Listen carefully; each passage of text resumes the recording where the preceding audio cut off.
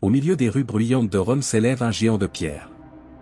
Le Colisée, un monument qui a survécu aux tremblements de terre, aux guerres et aux pillages, demeure l'un des symboles les plus impressionnants du monde antique. Mais derrière ces murailles imposantes se cachent des secrets sombres que beaucoup ignorent. Ces arches n'ont pas seulement vu des gladiateurs lutter pour leur vie.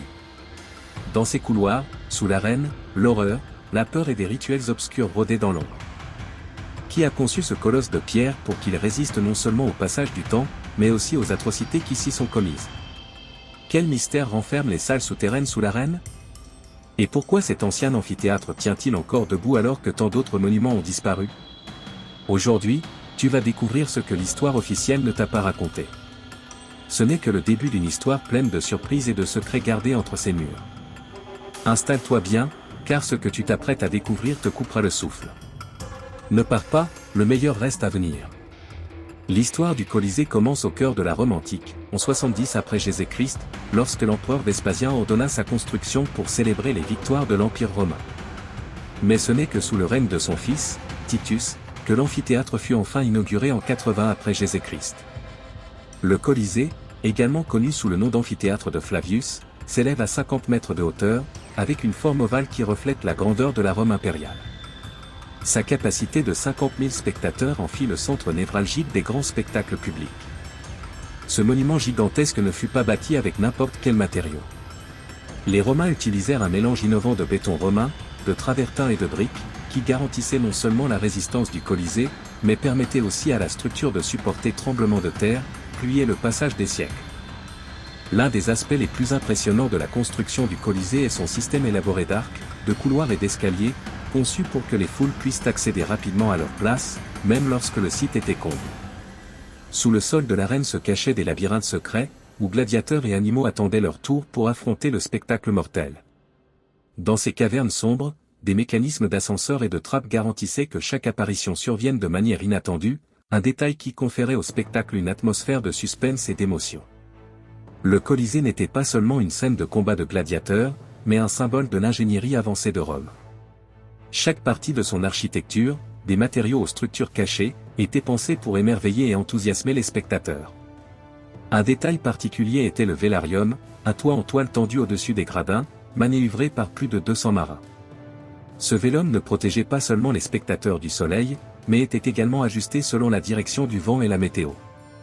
L'arène du Colisée, en plus d'être le théâtre de batailles épiques, avait un but bien plus macabre, absorber le sang versé durant les combats, dissimulant ainsi les horreurs de la lutte. Le Colisée est connu pour ses grands spectacles, mais au-delà de ce que les yeux peuvent voir, existent des secrets et des mystères qui se sont gardés au fil du temps. L'un des aspects les plus énigmatiques des gladiateurs est la véritable nature de leur combat. Bien que nous sachions tous qu'ils se battaient jusqu'à la mort, les règles exactes de ces affrontements demeurent encore un mystère. Nombre d'historiens se sont demandé où s'arrêtait le jeu et commençait la lutte à mort. Quelques inscriptions anciennes suggèrent qu'il existait des victoires, des matchs nuls et, parfois, le pardon pour le vaincu. Cependant, beaucoup de détails restent vagues. Ce que nous savons, c'est que le Colisée n'était pas seulement un théâtre de combat, mais un espace où les frontières entre la mise en scène et la mort réelle s'estompaient. Le mythe le plus célèbre est celui du pouce, le geste qui décidait du sort des vaincus. Mais la foule avait-elle vraiment le pouvoir de décider de la vie d'un gladiateur? La vérité est que ce mythe a été largement exagéré. En réalité, la décision de vie ou de mort revenait à l'organisateur des jeux, voire à l'empereur. Mais le destin décidait-il réellement de l'issue des combattants? C'est une question qui reste sans réponse. De plus, le statut des gladiateurs est un autre mystère. Ils étaient considérés comme des esclaves, mais beaucoup accédaient à un statut de célébrité, avec des fans et des admirateurs. Certains parvenaient à d'immenses richesses, et d'autres obtenaient même la liberté. Où se situait la frontière entre le mépris et l'adoration? Les gladiateurs étaient traités comme de la chair à canon, mais certains atteignaient la célébrité, la reconnaissance et même l'amour du peuple. Et puis il y a l'entraînement. Le rigorisme avec lequel les gladiateurs étaient préparés dans les ludus, ces écoles de gladiateurs, était extrême. Quelle technique secrète enseignait-on pour transformer un homme ordinaire en combattant aguerri? Nombre de détails sur leur entraînement restent inconnus, jalousement gardés par les docteurs de ces écoles. On raconte que ces maîtres n'enseignaient pas seulement l'art du combat, mais aussi des tactiques de guerre, à la manière de véritables commandants militaires. Enfin, la mortalité lors des combats. Contrairement à ce que beaucoup imaginent, tous les affrontements ne se terminaient pas par la mort.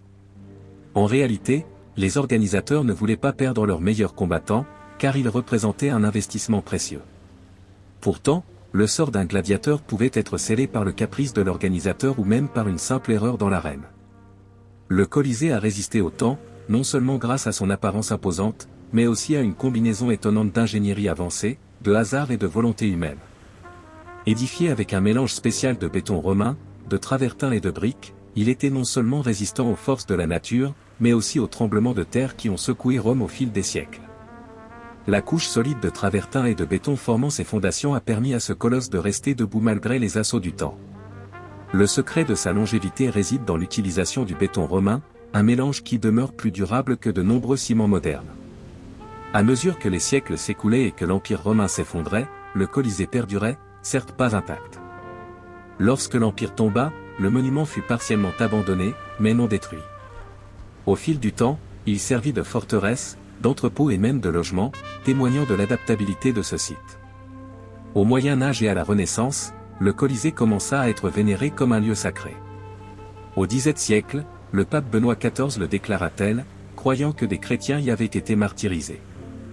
Dès lors, il fut protégé non seulement pour sa valeur historique, mais aussi par la foi et la dévotion de ceux qui le considéraient comme un sanctuaire. La survie du Colisée ne tient ni à la grâce ni au hasard, trop grand, trop solide et trop chargé de sens pour être anéanti, il est devenu un rappel éternel de ce que Rome avait accompli. Le Colisée a toujours été perçu comme le décor de grands spectacles, là où les bêtes se déchiraient, où les gladiateurs luttaient pour leur vie, et où les mythes de Rome prenaient vie sous le regard de milliers de spectateurs. Mais était-ce seulement cela ? Sous l'arène, dans les souterrains obscurs, ne se cachaient pas seulement mécanismes et cages, mais aussi les traces de quelque chose de bien plus sombre. Certains historiens suggèrent qu'à l'ombre du divertissement public se déroulaient des exécutions, des démonstrations de force et même des actes d'intimidation à l'encontre des ennemis de l'Empire. L'arène n'était pas qu'un lieu de divertissement, c'était aussi un instrument de contrôle et de peur. Rome, empire de puissance et de gloire, utilisait le Colisée pour rappeler au peuple qui détenait réellement le destin de tous. Chaque cri, chaque goutte de sang était un message clair, Rome est la loi, et cette loi dépasse la volonté humaine. Avec le temps, le symbolisme du monument évolua, de lieu de divertissement, il devint espace de souffrance et de martyr. Surtout après qu'on l'associa à la mort des premiers chrétiens, l'arène se mua en autel, où se sacrifièrent ceux qui s'opposaient à l'ordre romain. En arpentant le Colisée, on a l'impression que le temps s'est arrêté. Ces murs ont été témoins de tout, les cris de la foule, le fracas des épées, les chutes, les victoires et, par-dessus tout, la souffrance qui a marqué son histoire. Au-delà du spectacle, de ce théâtre de sang et de gloire, le Colisée renferme un profond mystère. Quels secrets obscurs et quels rituels cachés se sont déroulés entre ces murailles ? Que nous révélera encore ce colosse de pierre sur le véritable pouvoir de Rome ? Aujourd'hui, le Colisée demeure le rappel de ce qu'a été l'Empire romain, un empire ayant dominé le monde par un mélange de grandeur, de pouvoir et d'ombre. À l'image de son histoire, il reste une énigme, un lieu où lumière et ténèbres s'entrelacent, défiant le temps lui-même. Que pensez-vous de ce monument ?